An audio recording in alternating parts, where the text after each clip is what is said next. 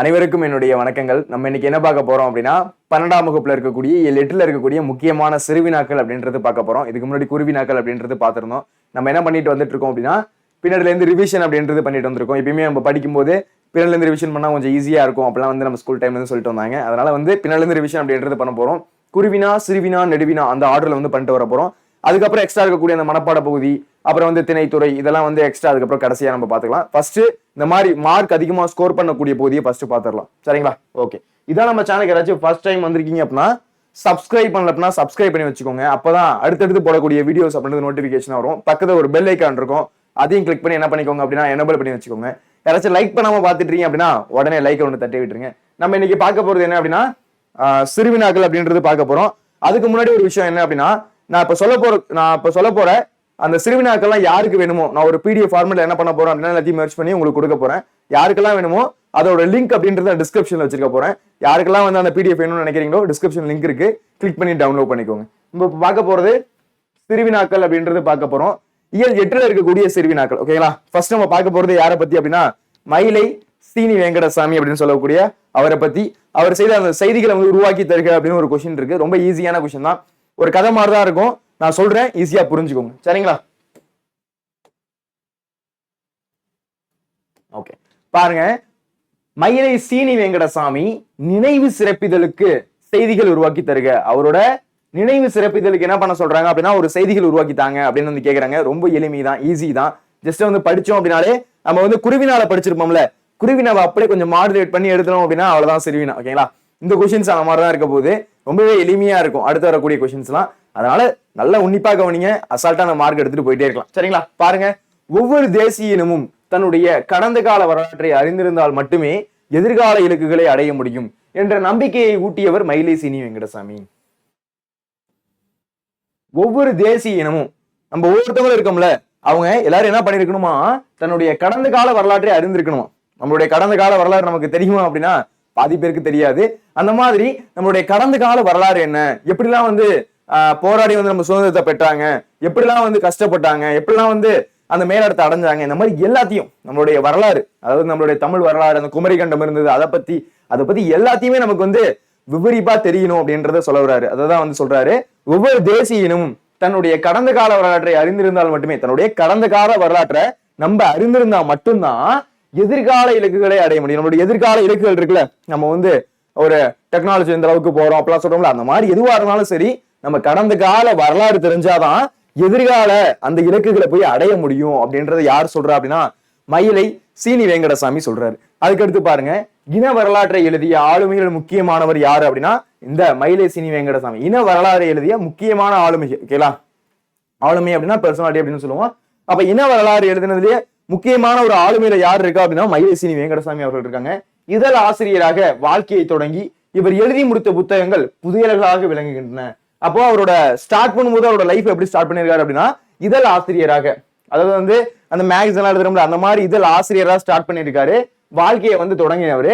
அப்புறம் என்ன பண்ணாரு அப்படின்னா எழுதி முடித்த புத்தகங்கள், அவர் எழுதி முடிச்ச புத்தகங்கள் அப்படின்றது புதையலாட்டம் இருக்கு. நம்ம புதையல் என்ன பண்ணுவோம், போய் தேடி போய் என்ன பண்ணுவோம் அப்படின்னா கண்டுபிடிச்சு எடுப்போம். அந்த மாதிரி அவரோட புக்ஸ் எல்லாம் எப்படி இருக்கான், ஒரு புதையல் மாதிரி இருக்கு அப்படின்றத இங்க சொல்றாங்க. சரிங்களா? அதுதான் இந்த இடத்துல ஃபர்ஸ்ட் ஸ்டைல்ல சொல்லியிருக்காங்க. மயிலை சீனி வெங்கடசாமி நினைவு சிறப்புதலுக்கு செய்திகள் உருவாக்கி தருக அப்படின்ற ஒரு கேள்வி. ஓகேங்களா? ஒண்ணுமே கிடையாது. ஒவ்வொரு தேசிய இனமும் தன்னுடைய கடந்த கால வரலாற்றை அறிந்திருந்தால் மட்டுமே எதிர்கால இலக்குகளை அடைய முடியும். நம்மளுடைய கடந்த கால வரலாறு தெரிஞ்சாதான் நம்மளுடைய எதிர்கால இலக்கை போய் என்ன பண்ண முடியும் அப்படின்னா நம்ம அடைய முடியும் அப்படின்றத ஃபர்ஸ்ட் சொல்றாங்க.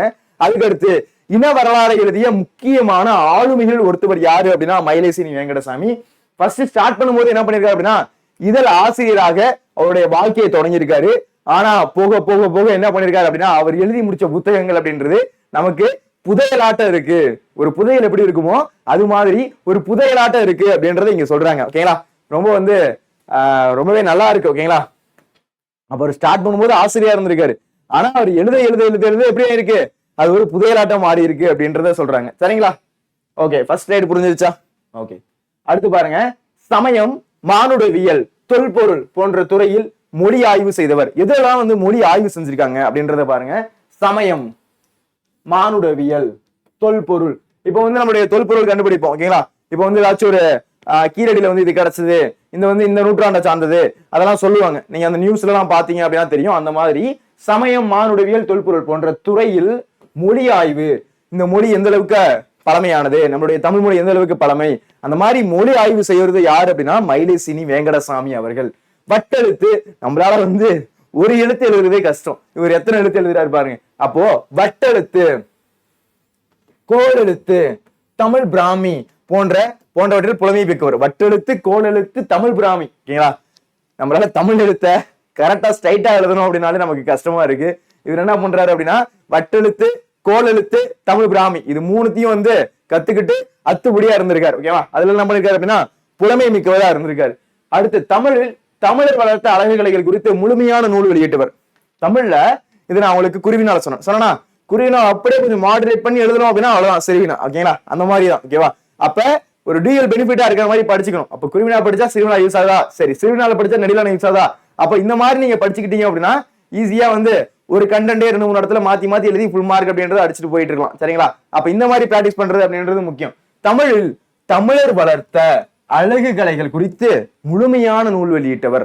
அப்ப தமிழ்ல தமிழர் வளர்த்த அழகு கலைகள் குறித்து என்ன பண்ணிருக்காரு, முழுமையான நூலை வெளியிட்டு இருக்காரு. இந்நூல் தமிழக அரசின் முதல் பரிசு பெற்ற நூல். இதெல்லாம் நீங்க குருவினால படிச்சிருப்பீங்க. யாரெல்லாம் அந்த குருவினா வீடியோ மிஸ் பண்ணீங்களோ தயவு செஞ்சு பாத்துருங்க. ரொம்ப எளிமையா இருக்கும், ஈஸியா இருக்கும், அசால்ட்டா மார்க் எடுத்துட்டு போலாம். ஓகேங்களா? அது முக்கியமான குருவினாக்கள்லாம் இருக்கு. ஓகேங்களா? இயேசு பெருமான் எப்படி எல்லாம் கஷ்டப்பட்டார் அந்த கேள்விலாம் இருக்கு. மக்கள் எப்படி எல்லாம் புலம்புனாங்க அந்த கொஸ்டின் இருக்கு. ஓகேங்களா? அதனால ஏதாச்சும் பார்க்காம இருக்கீங்க அப்படின்னா அதை ஒரு வாட்டி பாத்துருங்க. சரிங்களா? சரி, அப்ப பாருங்க, சமயம், மானுடவியல், தொல்பொருள் போன்ற துறையில் என்ன பண்ணிருக்காரு அப்படின்னா மொழி ஆய்வு செஞ்சிருக்காரு. வட்டெழுத்து, கோளெழுத்து, தமிழ் பிராமி போன்றவற்றில் புலமை மிக்கவர். தமிழில் தமிழர் வளர்த்த அழகு கலைகள் குறித்து முழுமையான நூல் வெளியிட்டவர். இந்நூல் தமிழக அரசின் முதல் பரிசு பெற்ற நூல். என்னது? முதல் பரிசு பெற்ற நூல்.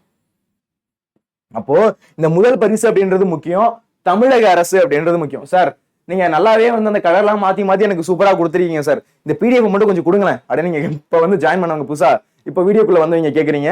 அதாவது என்ன அப்படின்னா இந்த பிடிஎஃப் நான் மெர்ஜ் பண்ணி என்ன பண்ணிருக்கேன் அப்படின்னா டிஸ்கிரிப்ஷன்ல லிங்கா கொடுத்துருக்கேன். ஓகேங்களா? யாருக்கெல்லாம் வேணுமோ போயிட்டு கிளிக் பண்ணி என்ன பண்ணிக்கோங்க அப்படின்னா டவுன்லோட் பண்ணிக்கோங்க. ரொம்பவே முக்கியமான ஒரு சிறுவினாக்கள். ஓகேங்களா? அதுக்கடுத்து நடுவினாக்கள் அப்படின்றது போடுவேன், அதுக்கும் நான் பிடிஎஃப் அப்படின்றது தரேன். சரிங்களா? அப்போ என்னென்ன அப்படின்றது பாருங்க, கிட்டத்தட்ட ஒரு 6-7 பாயிண்ட் எழுதுனீங்க அப்படின்னா உங்களுக்கு சிறுவினால ஃபுல் மார்க் அப்படின்றது கிடைக்கும். ஓகேவா? பாருங்க, நம்மளுடைய ஒவ்வொரு தேசியமும் நம்மளோட கடந்த கால வரலாறு தெரியணும். கடந்த கால வரலாறு தெரிஞ்சது அப்படின்னா நம்ம எதிர்கால இலக்கு ஒண்ணு வச்சிருக்கோம்ல, அதை போயிட்டு என்ன பண்ணலாம் அப்படின்னா நம்ம அடைஞ்சிடலாம் அப்படின்னு சொல்றாரு. அதுக்கடுத்து இன வரலாற்றை எழுதிய நம்மளுடைய இன வரலாறு எழுதின ஒரு ஆளுமையில முக்கியமானவர் யாரு அப்படின்னா மயிலைசீனி வேங்கடசாமி அவரு. அதுக்கடுத்து இதழ் ஆசிரியரா தன்னுடைய வாழ்க்கையை ஸ்டார்ட் பண்ணாரு. ஓகேங்களா? இதழ் ஆசிரியரா தன்னுடைய வாழ்க்கையை ஸ்டார்ட் பண்ணாரு. ஸ்டார்ட் பண்ணி அவர் எழுதி முடிச்ச புத்தகங்கள் இருக்குல்ல, அந்த புத்தகங்கள் எப்படி தெரியுமா இருக்கு, ஒரு புதையல் மாதிரி இருக்கு. அதை யாராச்சும் போய் தேடி கண்டுபிடிச்சு அதை படிக்க வேண்டியதா இருக்கு. அந்த மாதிரி எழுதி வச்சிருக்காரு அப்படின்றத சொல்றாங்க. இந்த 3 பாயிண்ட் அப்படின்றது உங்களுக்கு ஞாபகம் இருக்கும். சரிங்களா?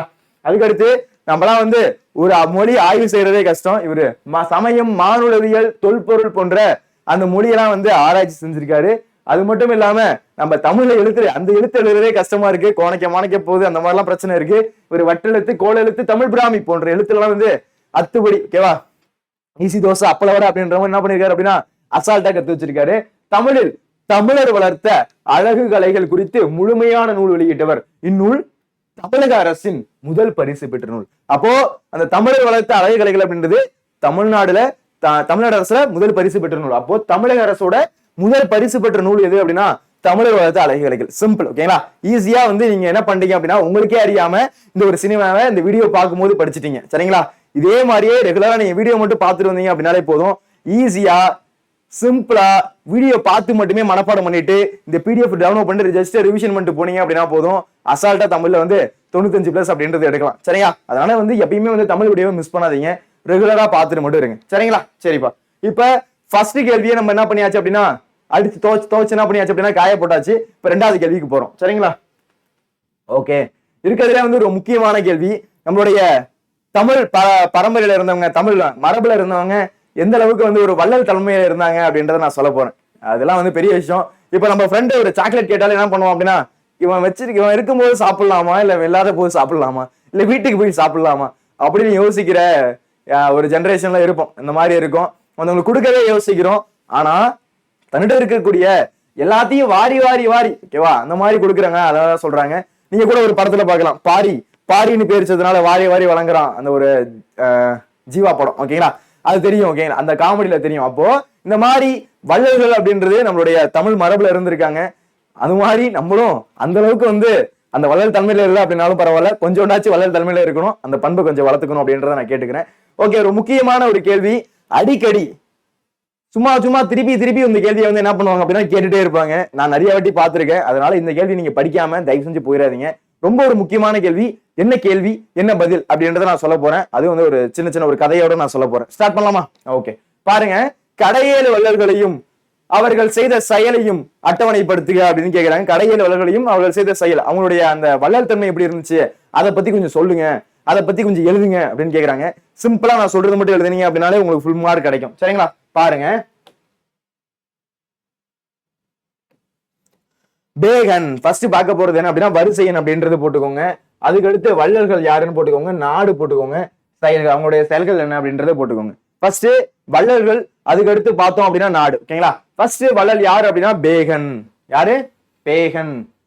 நிறைய இடத்துல பார்த்துப்பீங்க, பேகன் வந்து அந்த மயிலுக்கு குளிர்னுச்சு அப்படின்னு போர்வையை போத்தனா அப்படின்ற மாதிரி, அது வந்து உண்மைதான். ஓகேங்களா? அப்போ பேகன் அவனுடைய நாடு என்ன சார் அப்படின்னா ஆவினன்குடி. அப்போ பேகன் ஆவினன்குடி, பேகனாவிக்குடி அப்படின்னு ஞாபகம். ஓகேவா? இதுக்கு ஷார்ட்கட் என்ன அப்படின்னா பேவினாகுடி, பேவினகுடி. ஓகேவா? இப்படி வச்சுக்கோங்க. உங்களுக்கு சார் நான் சார் இது ஷார்ட்கட்டு சும்மா ரெண்டுத்தையும் சேர்த்து சொல்றீங்க அப்படின்னா மறந்து போயிடும். ஓகேங்களா? அப்போ இந்த மாதிரி ஏதாச்சும் வந்து அதை ரெண்டுத்தையும் இணைச்சு அந்த மாதிரி ஞாபகம் வச்சிருந்தீங்க அப்படின்னா கொஞ்சம் ஈஸியா இருக்கும். அதனால இப்படி கொஞ்சம் படிச்சு வச்சுக்கோங்க, அப்பதான் எளிமையா இருக்கும். அப்போ பேகன் ஆவினன்குடி ஈஸிகோல் டு பேவினாகுடி அப்படின்னு வச்சுக்கோங்க. ஓகேவா? பேகன் அந்த வள்ளல் யாரு அப்படின்னா பேகன். அதுக்கடுத்து அவருடைய நாடு என்ன அப்படின்னா ஆவினன்குடி. ஓகேங்களா? இப்ப அவருடைய செயல் அப்படின்றது பார்ப்போம். மழை பொழியும் மலைச்சாரலில் செல்லும் கருமேகம் கொண்டு ஆடிய மயில் குளிரால் நடுங்குவதாக எண்ணி தன் போர்வையை தந்தவன். மயிலுக்கு போர்வை தந்தவன். நம்ம ஒரு மனுஷனுக்கே என்ன பண்ண மாட்டோம் அப்படின்னா ஒரு போர்வையை கொடுக்க மாட்டோம். உண்மைதான் அது. ஓகேங்களா? என்ன பண்ண மாட்டோம், அந்த அளவுக்கு நம்ம போய் ஹெல்ப் பண்ணணுமா அப்படின்ற அளவுக்கு இருப்போம். ஓகேங்களா? யாரோ தெரியாத ஒருத்தவங்க மாதிரி பண்ணுவோமா என்ன? பண்ண மாட்டோம். ஆனா கருமேகம் கொண்டு பாருங்க, மழை பொழியும் மலைச்சாரலில், மழை பொழியக்கூட அந்த மலைச்சாரல். ஓகேங்களா? மழை பொழியக்கூட அந்த மலைச்சாரல் இருக்கு. செல்லும் கருமேகம் கொண்டு, அந்த கருமேகம் இருக்கும்ல, நீங்க நிறைய இடத்துல பாத்துக்கலாம். யாரெல்லாம் வந்து மயில் ஆடுறத பாத்திருக்கீங்க. அந்த மாதிரி கருமேகம் கொண்டு, அந்த கருமையான மேகம் அப்படின்றது இருக்கும். அதை பார்த்த உடனே மயிலுக்கு என்ன ஆகும் அப்படின்னா ஒரு குஷி வந்து என்ன பண்ணுது அப்படின்னா ஆட ஆரம்பிக்குது. அந்த மாதிரி ஆடிக்கிட்டு இருக்கும் போது என்ன பண்ணுது அப்படின்னா அது குளிரால நடுங்குது. அது குளிரால நடுங்குவதாக எண்ணி, அது குளிரால நடுங்குதோ, அது ஆடிக்கிட்டு இருக்கு. அது ஆடுறத இந்த பேகன் பார்த்துட்டு அது குளிரால நடுங்குதோ அப்படின்னு நினைச்சுக்கிட்டு தன்னிடம் இருக்கக்கூடிய அந்த போர்வை இருக்குல்ல, போர்வை எடுத்து போத்தி விட்டான். எவ்வளவு பெரிய வள்ளல்ல. அந்த மாதிரி ஒரு வள்ளல் தன்மை யாருக்குமே வராது. ஒரு பறவைக்கு, அதாவது வந்து ஒரு மயிலுக்கு போயிட்டு ஒரு போர்வையை வந்து போட்டு விட்டுருக்கான் நம்மளுடைய வள்ளல். ஓகேங்களா? ஒரு நல்ல வந்து ஒரு கூஸ் பம்ப் ஆகிற ஒரு விஷயம். ஓகேங்களா? அப்போ மழை பொழியும் மலைச்சாரலில் செல்லும் கருமேகம் கண்டு ஆடிய மயில் குளிரால் நடுங்குவதாக எண்ணி தன் போர்வையை தந்தவன். மயிலுக்கு போர்வை பொத்தியவன், மயிலுக்கே போர்வை பொத்தி இருக்கான். யாரு அப்படின்னா பேகன். சரிங்களா? அதுக்கடுத்து பாருங்க பாரி. அதுக்கடுத்து பாருங்க பாரி. இப்ப நீங்க எந்த படத்துல பாத்துருக்கலாம், அந்த என்ன படம் அது பாரி. ஓகேங்களா? அந்த ஜீவா நடிச்ச படம். ஓகேங்களா? அது உங்களுக்கு தெரியும். பாரி பரம்பு மலை. இதுக்கு எப்படி சார் ஷார்ட்கட் வச்சிருக்குதுன்னா பாப்பேன், பாரி பரம்பு. அவ்வளவுதான். சிம்பிளா இருக்கா? அங்க பேவினன்குடி, இங்க பாரி பரம்பு மலை. ஓகேங்களா? அவ்வளவுதான். எந்த நாடு அப்படின்றது என்ன பண்ணலாம் அப்படியே சேர்த்து நீங்க ஞாபகம் வச்சிருந்தீங்க அப்படின்னா ஈஸியா எழுதிட்டு போயிட்டே இருக்கலாம். பாரி பரம்பு மலை. நாகமலை பகுதிக்கு செல்லும் போது படகுகளுக்கு பற்று இல்லாததால் ஆடிய முல்லைக்கு தேர் தந்தவன். இது கொஞ்சம் ஒரு நம்ம வந்து சொல்லவே முடியாத அளவுக்கு ஒரு வள்ளல் தன்மை. என்ன சார் சொல்றீங்க அப்படின்னா அவன் வந்து என்ன பண்ணிருக்கான், அந்த பாரி அப்படின்ற வள்ளல் வந்து என்ன பண்ணிருக்கான் அப்படின்னா நாகமலை பகுதி. ஓகேங்களா? ஒரு நாகமலை இருக்கக்கூடிய அந்த பகுதி, அந்த பகுதிக்கு வந்து போயிருக்கும் போது என்ன ஆகுது அப்படின்னா படகுக்கு பற்று இல்லாமல் ஆடிய. ஓகேங்களா? இந்த முல்லைக்கொடி, இந்த பிக்சர்ல பாத்தீங்க அப்படின்னா தெரியும், இந்த முல்லைக்கொடி இருக்குல்ல, இந்த முல்லைக்கொடி வந்து படுறதுக்கு இடம் இல்லை, பறந்து போறதுக்கு இடம் இல்லை. அதனால என்ன பண்றான் அப்படின்னா அந்த தேரை நிப்பாட்டி, இந்தா என் தேர்ல வந்து நீ வந்து படர்ந்துக்கோ அப்படின்னு சொல்றான். யாருக்கெல்லாம் வந்து அந்த முல்லைச்செடி வந்து படரும் அப்படின்றது தெரியும். அப்ப அந்த மாதிரி நாகமலை பகுதி. ஓகேங்களா? அது என்ன பகுதி அப்படின்றது தெரியும், நாகமலை பகுதி. நாகமலை பகுதிக்கு போகும்போது படர்வதற்கு அந்த ஒரு மலர் அப்படின்றது படுறதுக்கு என்ன இல்லை அப்படின்னா இடம் இல்லை. அந்த மலர் கொடி அப்படின்றது ஆடிக்கிட்டு இருக்கு. ஓகேங்களா? எங்க இடம் இல்லையே அப்படின்னு ஆடிக்கிட்டு இருக்கு. அப்போ தலைவன் என்ன பண்றான், இந்தா என்னோட தேரை வச்சுக்கோ, என் தேரை வச்சு என்ன பண்ணிக்கோ அப்படின்னா, என் தேர் ஃபுல்லா என்ன பண்ணிக்கோ அப்படின்னா நீ வந்து படர்ந்துக்கோ அப்படின்னு வந்து அந்த முல்லை செடிக்கு தன்னுடைய தேரை கொடுத்துட்டு வந்திருக்கான். எவ்வளவு பெரிய விஷயம் நினைச்சே பார்க்க முடியல. அது ஒரு உயிர் கூட எப்படி சொல்றது, அது வந்து ஒரு ஆடு மாடு அந்த மாதிரி கூட நம்ம கன்சிடர் பண்ண மாட்டோம். ஒரு செடி கொடி ஓகேங்களா, அந்த மாதிரி இருக்கக்கூடிய ஒரு முல்லை கொடிக்கு என்ன பண்ணிருக்கான் அப்படின்னா தன்னுடைய தேரை கொடுத்து வந்திருக்கான். எந்த அளவுக்கு இது வள்ளல் தன்மை அப்படின்றது நமக்கு தெரியுது. அப்போ நாகமலை பகுதிக்கு செல்லும் போது படர்வதற்கு பற்றி இல்லாமதால் ஆடிய முல்லைக்கு தேர் தந்தவன், ஆடிய முல்லைக்கு என்ன பண்ணிருக்கான் அப்படின்னா தேரை கொடுத்துட்டு வந்திருக்கான். வேற லெவல், அல்டிமேட். அதுக்கு அடுத்து பாருங்க காரி, பேகன் பாரி காரி. காரி என்ன சார் பேரு இது அப்படின்னா நம்மளுடைய வள்ளல்களோட பேர் இப்படிதான் இருக்கும். பேகன் பாரி காரி. காரி வந்து மலையமான், காரி மலை, காரிய மலை அப்படின்னு வச்சுக்கோங்க. ஓகேவா, காரி மலை கண்டிப்பா மறந்துரும். இந்த மாதிரி சேர்த்து படிச்சு வச்சுக்கோங்க, அப்பதான் ஈஸியா இருக்கும். காரி மலை அப்படின்றது சேர்த்து வச்சுக்கோங்க. இவன் வாள் செந்நிறம் கொண்டு ஒளிரும், ஆனால் தன்னை தேடி வந்தவருக்கு அன்பு மொழி விதைத்த ஈரம் நிலம் போன்றவன், நீண்ட கைகளை உடையவன். அவனுடைய வாள் இருக்குல்ல, இந்த வாள் அப்படின்றது பாத்தீங்க அப்படின்னா செந்நிறம். ஓகேங்களா, அந்த செந்நிறம் கொண்டு ஒளிரும் அப்படின்னா அந்த அளவுக்கு தக மின்னும் அந்த ஒரு வாள். அப்படியே எடுத்து பார்த்தோம் அப்படின்னா அந்த சூரிய ஒளியில பட்டுச்சு அப்படின்னா அப்படியே மினுக்கும். ஓகேங்களா, அந்த மாதிரி இருக்கக்கூடிய ஒரு வாள் யாரோடது அப்படின்னா காரி.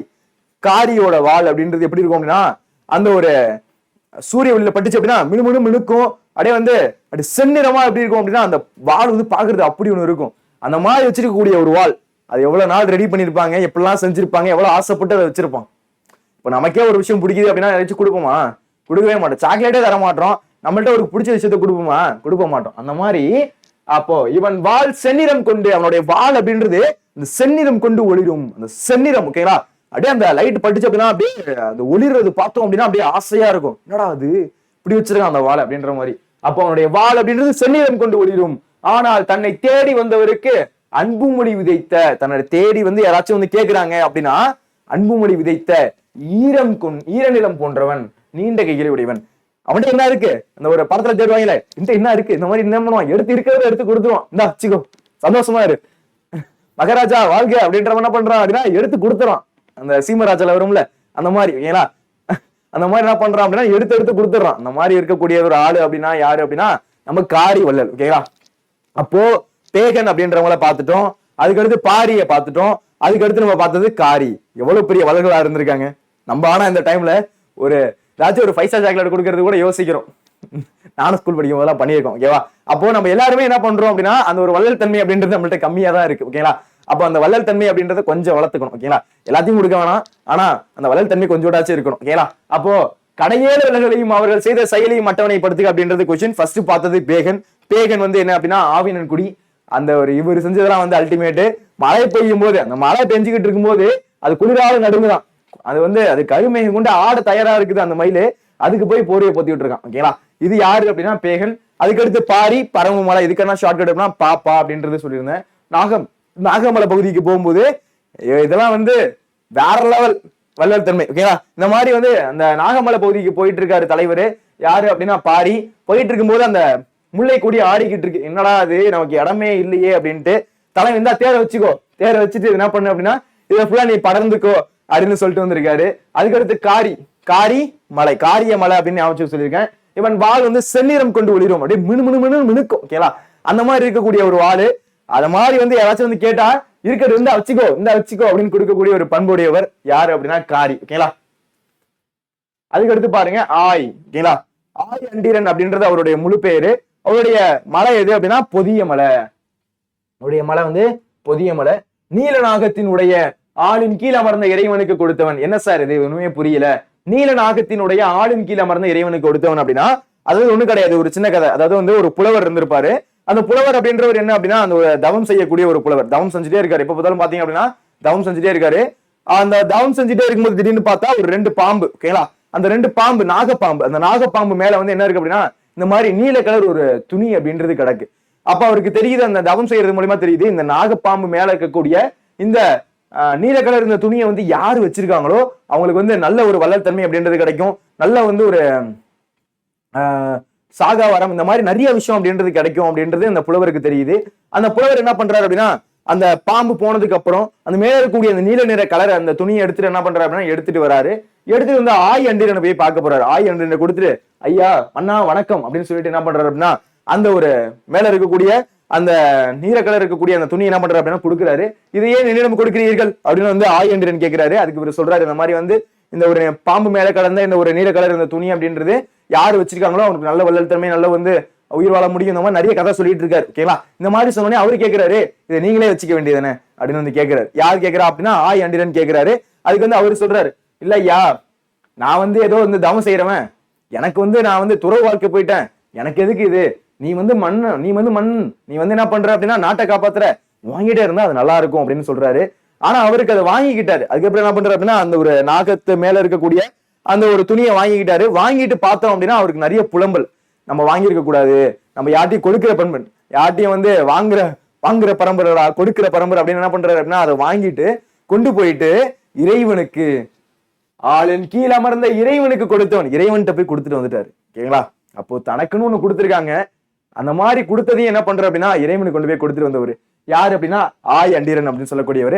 அடுத்து நல்லிக்கு பாருங்க, நெடுங்கோடு மலை முகடு. ஓகேங்களா, இதுதான் வந்து அவருடைய நாடு.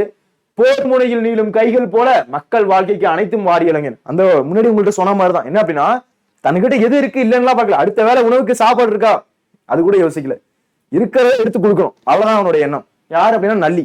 அந்த ஒரு வள்ளல் தன்மை அப்படின்றது டாப் நாச். ஓகேங்களா, அவர் என்ன பண்றாரு அப்படின்னா அந்த போர் முனையில நீளும் கைகள் அப்படின்னு என்ன பண்ணுவோம், போயிட்டு என்ன பண்ணுவோம், குத்தி கிழிச்சிரும். யாரா இருந்தாலும் ஆப்போசிட்ல யார் இருக்கா, நம்மளோட எதிரியா யார் இருக்கா என்ன பண்றோம், அந்த வாள் போய் குத்தி கொண்டுரும். அந்த மாதிரி போர் முனையில் நீளும் கைகள் போல மக்களோட வாழ்க்கைக்கு எதெல்லாம் இருக்கோ இதெல்லாம் இருக்கா, இந்தா எனக்கு சாப்பாடுக்கு அடுத்த சாப்பாடு இருக்கான்னு கூட பார்க்க மாட்டாரு. யாரு அப்படின்னா நல்லி. இருக்கிறத எடுத்து எடுத்து எடுத்து எடுத்து கொடுக்கக்கூடிய ஒரு நல்ல பண்புடையவர் யாரு அப்படின்னா நல்லி. அதுக்கடுத்து ஓரினா பாருங்க, மலைநாடு. இது ஊட்டி, இப்ப இருக்கக்கூடிய ஊட்டி தான் வந்து மலைநாடுன்னு சொல்றாங்க. ஓரி. ஓகேங்களா, மனம் வீசும் மலர்களுடைய மலைநாட்டை கூத்தர்களுக்கு தந்தவன். அப்போ இந்த மாதிரி இருக்கக்கூடிய மலை, ஓகேங்களா, மலை அப்படின்றது உங்களுக்கு தெரியும், பெரிய பெரிய மலையா இருக்கு. ஓகேங்களா, இதெல்லாம் யாரோடது அப்படின்னா ஓரி. அதை யாரு கொடுக்கிறாரு அப்படின்னா அந்த கூத்தர் அப்படின்னா பாட்டு பாடுறவர். ஓகேங்களா, அந்த மலைநாட்டை கூத்தர்களுக்கு. ஓகேவா, இப்ப மனம் வீசும் மலர்களுடைய மலைநாட்டை கூத்தர்களுக்கு தந்தவன். இந்த மாதிரி கூத்து பாடுறாங்கல்ல அவங்களுக்கு, இந்தாங்க நீங்க எல்லாமே வச்சுக்கோங்க அப்படின்னு கொடுத்துட்டு வந்த ஒரு வள்ளல் யாரு அப்படின்னா ஓரி. எவ்வளவு பெரிய வள்ளலா இருந்திருக்காங்க நம்முடைய வள்ளல்கள் அப்படின்றது தெரியுது. இதுக்கப்புறம் நம்மளும் கொஞ்சம் வள்ளல் தன்மையா கொஞ்சம் ஏதாச்சும் வந்து செய்யணும் அப்படின்றது நமக்கு தோணுது. ஓகேங்களா, அப்போ நம்முடைய வள்ளல் தன்மை அப்படின்றது நம்ம பார்த்திருக்கோம். ரொம்ப ரொம்ப ரொம்ப முக்கியமான ஒரு கேள்வி. சரிங்களா, இது கேட்காத கொஸ்டின் பேப்பரே கிடையாது. தயவு செஞ்சு இதை படிச்சுட்டு போயிருங்க.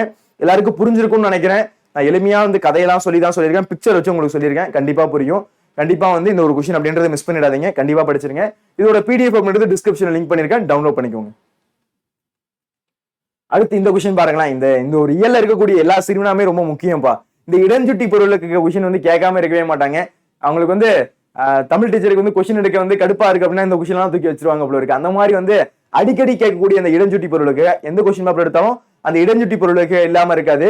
இதுதான் வரும் அப்படின்னு நான் சொல்ல முடியாது. ஆனா இடஞ்சுட்டி பொருளுக்கு இருந்து அந்த கொஸ்டின் அப்படின்றது வந்துடும். அதனால 1ல இருந்து 7 வரை இருக்கக்கூடிய இடஞ்சுட்டி பொருளுக்கு என்ன தேடி எண்ணி பார்த்தோம் அப்படின்னாலே ஒரு 5-6 தான் வரும். அது எல்லாத்தையும் நம்ம படிச்சு வச்சுக்கிட்டோம் அப்படின்னா அதுல இருந்து ஒரு கேள்வி வரும்போது அழகா எழுதி வச்சிடலாம். சரிங்களா, இப்போ ஈசன் மகன் நின்றனர் ஓர் ஏழை என ஓர் மீன் இடஞ்சுட்டி பொருள் விளக்குக அப்படின்றது கேட்கிறாங்க.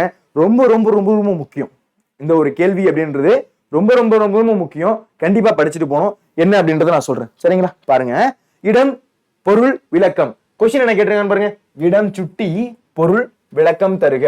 அப்ப இடம் சுட்டணும், பொருள் எழுதணும், அதுக்கான விளக்கம் அப்படின்றது எழுதணும். இது 3த்தையும் நீங்க எழுதணும். இது 3த்தையும் கண்டிப்பா எழுதினாதான் உங்களுக்கு ஃபுல் மார்க் அப்படின்றது கிடைக்கும். சரிங்களா, சரி. இப்ப இடத்துல என்ன சொல்ல போறாங்க, பொருள்ல என்ன சொல்ல போறாங்க, விளக்கத்துல என்ன சொல்ல போறாங்க அப்படின்றத நான் சொல்ல போறேன். ஃபர்ஸ்ட் இடம் அப்படின்றது பாருங்க. H.A. கிருஷ்ணனார் எழுதிய ரச்சனையை யாத்திரிகம் என்ற நூலில் குமார பருவத்தில் சரித படத்தில் இடம்பெற்றுள்ளது. இந்த ஒரு விஷயம், இந்த இருக்கக்கூடிய அந்த கண்டென்ட், இருக்கக்கூடிய சொன்ன ஒரு விஷயம் அப்படின்றது எங்க இடம்பெற்றிருக்கு அப்படின்னா H.A. கிருஷ்ணனார். யாரு? H.A. கிருஷ்ணன் பிள்ளை அப்படின்னு சொல்லுவோம். அவர் வந்து இதுல நமக்கு எப்படி கொடுத்துருக்காங்க அப்படின்னா H.A. கிருஷ்ணனார் வந்து எழுதினதுதான் என்ன அப்படின்னா ரச்சனையை யாத்திரிகம். ஓகேங்களா, அவர் எழுதினதான் என்ன அப்படின்னா ரச்சனை யாத்திரிகம் அப்படின்னு வந்து ஒரு நூல் இருக்கு. ரச்சனை யாத்திரிகம் அப்படின்றது ஒரு நூல். அப்ப H.A. கிருஷ்ணனார் எழுதிய ரச்சனை யாத்திரிகம் நூலில் குமார பருவம்னா அப்படின்னா என்ன சார் அப்படின்னா அந்த சின்ன பருவம், அதாவது வந்து குமார பருவம்னு சொல்லுவோம். குமார பருவத்துல சரித படத்துல இருக்கு. எதுல இருக்கு அப்படின்னா சரித படலம் அப்படின்னு சொல்லுவோம். ஓகேங்களா, இந்த படலம் அதெல்லாம் சொல்லுவோம் தமிழ்ல. ஓகேங்களா, அந்த மாதிரி குமார பருவத்துல ரச்சனை யாத்திரைன்னு சொல்லக்கூடிய ஒரு நூல்ல குமார பருவத்துல சரித படத்துல இடம்பெற்றுள்ளது. அப்ப இடம் அப்படின்னா இது எங்க இருந்து இருக்கு அப்படின்றத நீங்க சொல்லணும். அப்போ ஈசன் மகன் நின்றனர் ஓர் ஏழை என ஓர்மீன் அப்படின்றது என்னென்ன சார் அர்த்தம் அப்படின்றத நான் சொல்றேன். ஓகேங்களா? ஈசன் மகன் நின்றனர் ஓர் ஏழை என ஓர்மீன் இடம் சுட்டி பொருள் விளக்கம் தருக. அப்போ நீங்க இடம் எழுதணும், பொருள் எழுதணும், விளக்கம் எழுதணும். இடம் அப்படின்றப்போ என்ன எழுதணும்? லட்சிய கிருஷ்ணா எழுதிய ரச்சனை யாத்திரிகம் என்னும் நூலில் குமார பருவத்தில் அந்த சரித படத்துல இடம்பெற்றுள்ளது அப்படின்றத நீங்க இடத்துல போட்டு எழுதணும். அதுக்கடுத்து பொருள் அப்படின்றது எழுதணும். பொருள் பாருங்க, யூதர்களின் கொடுஞ்செயலில் இருந்து விடுபட முடியாமல் ஓர் ஏழையை போல அமைதியா இருந்தார் என்பது பொருள். யூதர்கள் என்ன பண்றாங்க அப்படின்னா, இயேசு பெருமான என்ன பண்றாங்க அப்படின்னா, அவர் ஒரு உடை அணிஞ்சிருக்காரு. அந்த உடையை வந்து என்ன பண்றாங்க அப்படின்னா, அதை கழட்டிட்டு என்ன பண்றாங்க அப்படின்னா, ஒரு வெள்ளை நிற ஆடையை வந்து அணிஞ்சிடுறாங்க. அது பாக்குறதுக்கு எப்படி இருக்கு அப்படின்னா, அந்த முள்ளால செய்யப்பட்டிருக்கும். மேல பாத்தீங்க அப்படின்னா அது குத்தும். அந்த மாதிரி முள்ளால செய்யப்பட்ட அந்த உடை அதை அணிஞ்ச உடனே இருக்கும். நார்மலா வந்து சும்மா ஒரு எறும்பு இருந்துச்சு அப்படின்னாலே நமக்கு வலிக்கும். அது முள்ளால செய்யப்பட்ட ஒரு உடை. ஓகேங்களா? அது மேல என்ன பண்ணும் அப்படின்னா குத்திரும். ஓகேங்களா? அந்த மாதிரி இருக்கக்கூடிய ஒரு உடை அதை வந்து அணிய வைக்கிறாங்க. அதுக்கப்புறம் பாத்தீங்க அப்படின்னா உங்க எல்லாருக்கும் தெரிஞ்சது, அந்த சிலுவையில கை வச்சு என்ன பண்றாங்க அப்படின்னா அறைய செய்யறாங்க. இந்த மாதிரி வந்து கொடுஞ்செயல் செஞ்சவங்க அந்த மாதிரி இருக்கவங்க தான் அந்த யூதர்கள். யூதர்கள் கொடுஞ்செயலில் இருந்து விடுபட முடியாமல் ஓர் ஏழை போல அமைதியா இருந்தார். அப்போ யூதர்களின் கொடுஞ்செயலில், ஓகேவா? அப்ப யூதர்கள் என்ன பண்றாங்க, இந்த மாதிரி வந்து கொடுஞ்செயலை வந்து பண்ணிக்கிட்டு இருக்காங்க. தகாத வார்த்தைகள்லாம் சொல்லி இயேசு பெருமான திட்டுறாங்க. இந்த மாதிரி வந்து விஷயம் எல்லாம் செஞ்சுக்கிட்டு இருக்காங்க. அப்ப கூட என்ன பண்றாரு அப்படின்னா சைலண்டா எதுவுமே சொல்லாம அந்த வலியை கூட பொறுத்துக்கிட்டு என்ன பண்றாரு அப்படின்னா, ஒரு ஏழை எப்படி இருப்பாரோ அந்த மாதிரி ஒரு ஏழையை போல எதுவுமே சொல்லாம எதுவுமே செய்யாம அப்படியே சைலண்டா இருக்காரு. யாரு அப்படின்னா நம்மளுடைய இயேசு பெருமான். அப்போ யூதர்களின் கொடுஞ்செயல், யூதர்களோட கொடுஞ்செயல், அந்த கொடுஞ்செயலையும் இருந்து விடுபட முடியாமல், அதுல இருந்து விடுபட முடியல அவரால். அப்படியே விடுபட முடியாம என்ன பண்றாரு அப்படின்னா, ஒரு ஏழையை போல, ஒரு ஏழை எப்படி இருப்பாங்களோ அது மாதிரி அமைதியா இருக்காரு. ஏழையை போல அமைதியா இருந்தார் அப்படின்றதுதான் பொருள். அப்ப ஈசன் மகன் நின்றனர் ஒரு ஏழை என ஓர்மீன் அப்படின்னா இதான் பொருள். அப்போ அந்த யூதரோட கொடுஞ்செயல் நடக்குது. இந்த மாதிரி வந்து அவருக்கு வந்து அந்த முள்ளு ட்ரெஸ் எல்லாம் போட்டு விடுறாங்க. அதுக்கப்புறம் கையில வந்து ஆணிலாம் அடிக்கிறாங்க. இந்த மாதிரி ஒரு கொடுஞ்செயல் அப்படின்றது நடக்குது. இந்த மாதிரி நடக்கும்போது என்ன பண்ற அப்படின்னா, ஒரு ஏழை என்ன பண்றாரு அப்படின்னா, அந்த ஒரு ஏழை மாதிரி என்ன பண்ற அப்படின்னா அப்படியே வந்து அமைதியா நிக்கிறாரு அப்படின்றதான் அதோட பொருள். அப்ப இடம் அப்படின்றது பார்த்தாச்சு, அதுக்கடுத்து பொருள் அப்படின்றது பார்த்தாச்சு. இப்ப விளக்கம் அப்படின்றது பார்க்க போறோம். யூதர்கள் இறைமகனை கயிற்றில் கட்டும் போது அவர் உடன்பட்டு இருந்தார். அதாவது யூதர்கள் என்ன பண்றாங்க அப்படின்னா, அவர் வந்து என்ன பண்றாங்க, அந்த கயிற்றுல கட்டும் போது அவரை படுக்க வச்சு என்ன பண்றாங்க, அந்த கயிற்றுல வந்து கட்டுறாங்க. அப்படி கட்டும் போது வந்து முண்டல இந்த மாதிரி வந்து கோவப்படல, எதுவுமே பண்ணல, அப்படியே அமைதியா இருக்காரு. வேற எதுவுமே பண்ணல அவரு. அந்த மாதிரி ஒரு ஏழை எப்படி இருப்பாங்களோ அதே மாதிரியே எந்த ஒரு சொல்லும் இல்ல, எந்த ஒரு விஷயமும் இல்ல. அவர் அந்த மாதிரி வந்து அந்த கைத்துல கட்டும் போது கூட என்ன பண்றாரு, வலிக்கு மட்டும் தான் என்ன பண்றாரு அப்படின்னா ரியாக்ட் பண்றாரு, வேற எதுவுமே பண்ணல. அப்ப யூதர்கள் இறைமகனை கயிற்றால் கட்டும் போது அவர் உடன்பட்டு இருந்தார். எதுவுமே வந்து என்னால முடியாது என்ன பண்ணல, இந்த மாதிரி முண்டல, இந்த மாதிரி வந்து அதான் பண்ண முடியாது என்ன பண்ணல, அந்த மாதிரி வந்து ஆடல, எதுவுமே பண்ணல. அவர் எப்படி என்ன பண்றாரு, கைத்தை கட்டும் போது அப்படி இருக்கிறாரு. அப்ப யூதர்கள் இறைமகனை கயிற்றால் கட்டும் போது அவர் உடன்பட்டு இருந்தார். தன் மீது பகை கொண்டு தனக்கு இழிவான செயலை செய்கின்ற போது அவர்கள் வாழ்கின்ற காலத்தில் துன்பப்படாமல் வாழ வேண்டும் என்று இறக்கப்பட்டார். தன் மீது பகை கொண்டு தனக்கு இழிவான செயலை செய்கின்ற போது அவர்கள் வாழ்கின்ற காலத்தில் துன்பப்படாமல் வாழ வேண்டும் என்று இறக்கப்பட்டார். இந்த ஒரு லைனை பாருங்களேன், இதெல்லாம் யாருக்குமே வராது. அப்போ என்ன பண்றாராம், இந்த மாதிரி வந்து அந்த யூதர்கள் வந்து கொடுமையான செயல் செய்யறாங்க. ஒருத்தவங்க வந்து கையில ஆணி அடிக்கிறது ஒரு சாதாரண விஷயமாப்பா, எந்த அளவுக்கு ஒரு கொடுமையான விஷயம், எந்த அளவுக்கு வலிக்கும், அந்த மாதிரி ஒரு விஷயம் பண்றாங்க. யாது அப்படின்னா யூதர்கள். அந்த மாதிரி பண்ணும்போது கூட இவர் தன்னுடைய மனசுல என்ன பண்றாரு அப்படின்னா, இவங்க வந்து தெரியாம இந்த ஒரு விஷயத்த செய்யறாங்க, இவங்க தெரியாம இந்த ஒரு விஷயத்த செய்யறாங்க, கடவுளே இவங்களை மன்னித்தருள்வாயாக, இவங்க அடுத்து வாழக்கூடிய பகுதியில என்ன பண்ணுங்க அப்படின்னா அவரை மன்னித்தருள்வாயாக அப்படின்னு ஒரு வேண்டாராம். வந்து நமக்கே வந்து ஒரு மாதிரி கஷ்டமா இருக்குல்ல, அந்த மாதிரி வந்து வேண்டக்கூடிய ஒருத்தவர். ஓகேங்களா? அப்ப தன் மீது பகை கொண்டு தனக்கு இழிவான, தன் மீது வந்து ஒரு பகை, அந்த ஒரு கோபம், அந்த பகையை கொண்டு என்ன பண்ற அப்படின்னா தனக்கு இழிவான செயலை செய்கின்ற போதும், தனக்கு இழிவான செயலை செய்யறாங்க, இழிவான செயலை செய்கின்ற போதும் அவர்கள் வாழ்கின்ற காலத்தில் துன்பப்படாமல் வாழ வேண்டும் என்று இறக்கப்பட்ட, அவர்கள் வாழ வேண்டிய காலத்துல துன்பப்படாம வாழணும் அப்படின்னு என்ன பண்ற அப்படின்னா இறக்கப்படுறாரு. அன்பு என்ற கட்டிலிருந்து விடுபடாமல், எந்த உதவியும் இல்லாமல் ஏழையாய் அமைதியா நின்றார். அன்பு என்ற கட்டிலிருந்து விடுபடாமல், அப்போ அன்பு அப்படின்ற ஒரு கட்டுல, அந்த கட்டுல இருந்து விடுபடாம என்ன பண்ற அப்படின்னா ஒரு ஏழை எப்படி இருப்பாங்களோ அதே மாதிரி எதுவுமே செய்யாம சைலண்டா என்ன பண்ற அப்படின்னா அப்படியே இருக்காரு. அவர் எதுக்குமே ரியாக்ட் பண்ணல, அப்படியே வந்து வலிக்கு மட்டும் என்ன பண்ற அப்படின்னா கத்துறாரே தவிர வேற எதுவுமே பண்ணல, சைலண்டா இருக்காரு. கேளா, அதான் இதுல இருக்கக்கூடிய அந்த விளக்கம் அப்படின்றது. சரிங்களா? முக்கியமான ஒரு கேள்வி. சரிங்களா?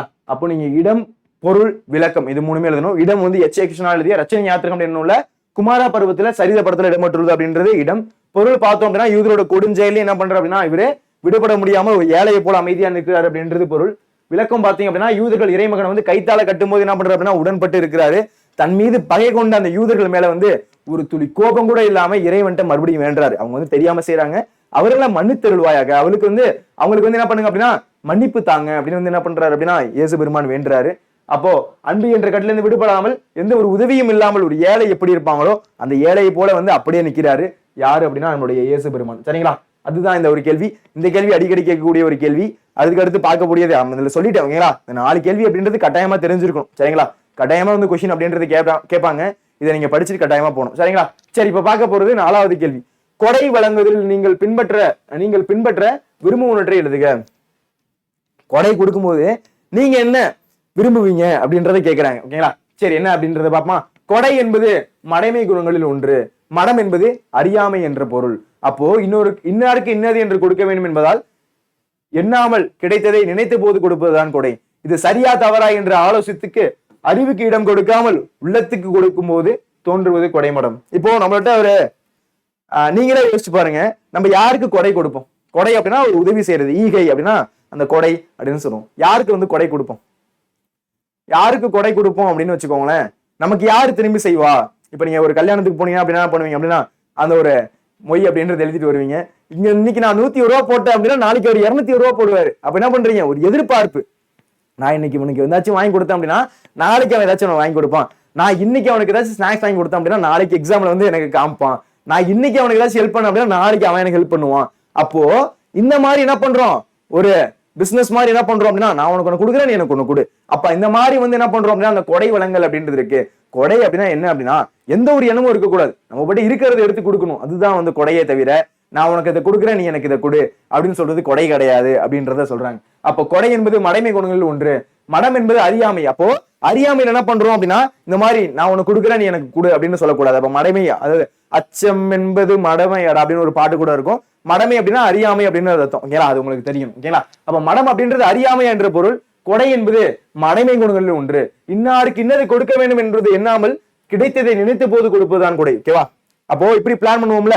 ஓகே, இவங்க வீட்டு கல்யாணத்துக்கு போனா வந்து 100 ரூபா கொடுத்தா போதும். இவங்க வீட்டு கல்யாணம் வந்து போன வாட்டி 300 ரூபா செஞ்சிருக்கு, 300 ரூபா கொடுத்துருக்காங்க, இந்த வாட்டி வந்து 501 ரூபா கொடுக்கணும். அப்போ இந்த மாதிரி என்ன பண்ணணும் அப்படி கூடாது அப்படின்னா யாருக்கு வந்து இவங்களுக்கு இதை கொடுத்தா போதும், இவங்களுக்கு இதை கொடுத்தா போதும் அப்படி என்ன பண்றோம் அப்படின்னா மைண்ட்ல கால்குலேஷன் பண்றோம். ஓகேங்களா? நீங்க வந்து யாருக்காச்சும் ஒரு பணம் எடுத்து கொடுக்குறீங்க, இல்ல யாருக்காச்சும் வந்து ஏதோ ஒரு பொருள் கொடுக்குறீங்க அப்படின்னா என்ன பண்ணுவீங்க அப்படின்னா இதை முதல்ல உங்களுக்கு கொடுக்கலாமா என்ன பண்ணுவீங்க? யோசிப்பீங்க.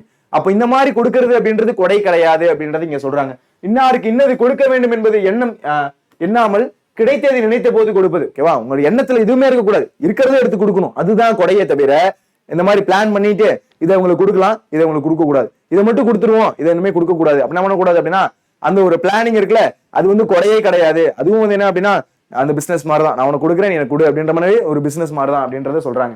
இன்னாருக்கு இன்னது கொடுக்க வேண்டும் என்பதை எண்ணாமல் கிடைத்ததை நினைத்த போது கொடுப்பதுதான் கொடை அப்படின்னு சொல்றாங்க. இது சரியா தவறா என்று ஆலோசிக்க அறிவுக்கு இடம் கொடுக்காமல் உள்ளத்துக்குள் கொடுக்கும் போது தோன்றுவது கொடை மடம். அப்போ இது சரியா தவறா அப்படின்னு என்ன பண்ண கூடாது அப்படின்னா யோசிக்க கூடாது. கொடுக்கறது ரைட்டா தப்பா அப்பெல்லாம் யோசிக்க கூடாது, இருக்கிறத எடுத்து கொடுக்கணும். அந்த மாதிரி கொடுத்தோம் அப்படின்னா அதுதான் என்ன சொல்றாங்க அப்படின்னா கொடை அப்படின்னு சொல்றாங்க. ஓகேங்களா? அப்போ நிறைய நாள் வந்து இது வரைக்கும் நம்ம கொடை செஞ்சோம் அப்படின்னு நினைச்சிட்டு இருக்கோம். ஆனா கொடை செஞ்சது வந்து இந்த மாதிரி வந்து பிசினஸ் மாதிரி நான் உனக்கு கொடுக்குறேன், எனக்கு கொடு, நான் உனக்கு இன்னைக்கு சாக்லேட் வாங்கி கொடுக்குறேன், நாளைக்கு எனக்கு வாங்கி கொடு, நான் இன்னைக்கு உனக்கு ஏதாச்சும் ஸ்நாக்ஸ் வாங்கி கொடுக்குறேன், நீ எனக்கு வாங்கி கொடு. அப்போ இதுதான் என்ன பண்ணிருக்கோம் அப்படின்னா நம்ம கொடையா நினைச்சு கொடுத்துட்டு இருக்கோம். கொடை அப்படின்னா இருக்கிறத வந்து எடுத்து கொடுக்கறதே தவிர இந்த ஒரு பிளானிங்கோ நான் வந்து இதை உங்களுக்கு கொடுக்கலாமா கொடுக்க கூடாதா அப்படின்ற எண்ணமே இல்லாமல் கொடுக்கறதா வந்து கொடை அப்படின்னு சொல்றாங்க. சரிங்களா? அதுதான் வந்து வள்ளுவர் சொல்றாரு, வரியார் கொன்று ஈவதே ஈகை மற்றெல்லாம் குறியெதிர்ப்பை நீரது உடைத்து அப்படின்ற ஒரு திருக்குறளை சொல்றாரு. இப்படியே நாமும் கொடை வழங்குவதை பின்பற்றலாம் அப்படின்னு சொல்றாங்க. என்ன சார் இதுக்கு பொருள் அப்படின்னா அப்போ எதையும் எண்ணக்கூடாது. நான் வந்து என்ன பண்ணக்கூடாது அப்படின்னா எண்ணக்கூடாது. நான் வந்து இதை கொடுக்குறேன், நீ எனக்கு இதை கொடு, அத மாதிரி எண்ணி பார்க்காம இருக்கிறத எடுத்து கொடுக்கணும். அதுதான் என்ன சொல்றாங்க அப்படின்னா கொடை அப்படின்னு சொல்றாங்க. அதுதான் வரியார் கொன்று யாராச்சும் வராங்க அப்படின்னா இருக்கிறத எடுத்து கொடுக்கணுமே தவிர எண்ணி பிளான் பண்ணினா கூடாது, இவங்களுக்கு கொடுக்கலாமா கொடுக்க வேணாமா அப்படின்ற பிளானிங் இருக்கக்கூடாது. வரியார் கொன்று ஈவதேகி மற்றெல்லாம் குறிய எதிர்ப்பை நீரது உடைத்து அப்படின்னா மீதி எல்லாமே ஒரு எதிர்பார்ப்பு செஞ்சு நம்ம செய்யறது. இப்போ நீங்க எடுத்து ஒரு பொருளை கொடுக்குறீங்க, கொடையா எடுத்து கொடுக்குறீங்க. அப்ப அந்த கொடையா எடுத்து கொடுக்கும்போது என்ன பண்ணக்கூடாது அப்படின்னா பிளான் பண்ணக்கூடாது. அப்போ ஒரு எதிர்பார்ப்புக்கு நம்ம இந்த கொடையை கொடுக்குறோமா அப்படின்றத யோசிங்க. அப்போ நான் இன்னைக்கு வந்து ஒரு பொருள் கொடுக்குறேன், அந்த ஒரு பொருள் வந்து நாளைக்கு எனக்கு கிடைச்சிரும், வேற விதமா கிடைக்கும் அப்படின்னு பிளான் பண்றீங்க அப்படின்னா அது வந்து கொடை கிடையாது. இருக்கிறத எடுத்து கொடுக்கறது. வரியார் கொன்று ஈவதே ஈகை மற்ற எல்லாம் வரியார் கொன்று ஈவது. ஓகேங்களா, யாராச்சும் வராங்க அப்படின்னா எடுத்து கொடுக்கறது மட்டும் தான் ஈகையை தவிர ஈகை மற்றி எல்லாம் குறி எதிர்ப்பை நீரது உடைத்து. குறி எதிர்ப்பு அப்படின்னா நீ என்ன பண்றீங்க அப்படின்னா ஒரு எதிர்பார்ப்பு, நான் உனக்கு கொடுக்குறேன் நீ எனக்கு கொடு அப்படின்ற எதிர்பார்ப்பு இல்லாம கொடுக்கறதான் கொடை அப்படின்றத திருவள்ளுவர் சொல்றாரு. இதன்படி நாமும் கொடை வழங்குவதை பின்பற்றுவோம். இதுபடி நம்ம என்ன பண்ணணும் அப்படின்னா அந்த ஒரு கொடை வழங்குதை நம்ம பின்பற்றணும் அப்படின்றத இந்த இடத்துல திருவள்ளுவர் நமக்கு சொல்றாரு. முக்கியமான ஒரு 4 வினாக்கள் அப்படின்றது சிறு வினாக்கள் அப்படின்றது பார்த்திருக்கோம். அடிக்கடி கேட்கக்கூடிய ஒரு சிறு வினாக்கள், இதெல்லாம் கண்டிப்பா நீங்க படிச்சுட்டு போகணும். சரிங்களா? சரிப்பா. ஓகே, இந்த வீடியோ உங்களுக்கு பிடிச்சிருக்கு அப்படின்னா ஒரு லைக்கை ஒன்று தட்டி விடுங்க. உங்க ஃப்ரெண்ட்ஸுக்கு இந்த வீடியோவை ஷேர் பண்ணுங்க. இந்த மாதிரி கஷ்டப்பட்டு இந்த மாதிரி படிச்சுட்டு இருக்கக்கூடிய இந்த இயல் 8 இந்த மாதிரி கடைசியில் இருக்கக்கூடிய அந்த லெசன்ஸ் எல்லாம் படிச்சுட்டு இருக்காங்க அப்படின்னா அவங்களுக்கு இந்த வீடியோவை ஷேர் பண்ணுங்க. இது போன்ற யூஸ்ஃபுல்லான வீடியோஸ்க்கு நம்ம சேனலை ஃபாலோ அண்ட் சப்ஸ்கிரைப் பண்ணுங்க. நன்றி, வணக்கம். இதே மாதிரி அடுத்த வீடியோல சந்திக்கலாம். அதுக்கடுத்து நெடுவினா வீடியோல சந்திக்கலாம். நன்றி.